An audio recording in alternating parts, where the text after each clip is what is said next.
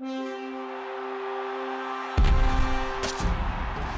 if the playoff games were only played in one half, it'd be the Patriots and Falcons in the Super Bowl in 2 weeks in New Orleans. But both those teams gave up leads. Ravens and 49ers rallied. They're going to be meeting in the Super Bowl. And Eric, you talked about in your Shorts and Shells column this week that those teams stuck to their game plans even though they were trailing. And I'll start with the 49ers, a 17-0 deficit. The defense was not playing well at all, not getting the ball moving on the ground. But they stuck to the 49ers game plan and made it work. That's what they do. They're not a blitzing team. They're not a five-wide team. They don't panic. And what they did was they just stuck to their game plan. They said, this is what we've seen on tape all week. This is what we've done all season long. We're going to run the football. 4 straight Frank Gore runs after a 17-0 deficit. You'd see a lot of teams out there go into panic, go into their hurry-up mode.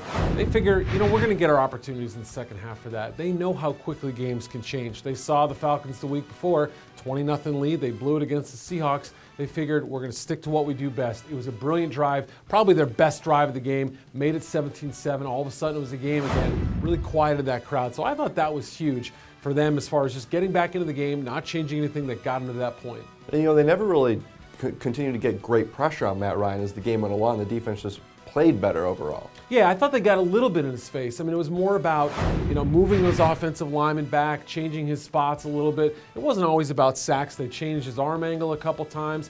I mean, Ryan put up big numbers, had a great game, except for a couple of mistakes. But I thought the back end played better. They figured out some of their mistakes. Well, the Ravens did not have to rally back from 17 down, but they were trailing at times in this game and almost went down by a couple scores. For the Patriots, they were held to field goals or made some mistakes on third down.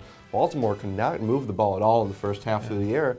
But in the second half, they didn't abandon it. They let Joe Flacco air it out, and it worked. They started out, 1 for 6 or 1 for 7, really wasn't hitting on his plays. Took a big hit from Vince Wilfork. I thought that was a key drive. A big play to Torrey Smith. He hadn't really been involved in the game.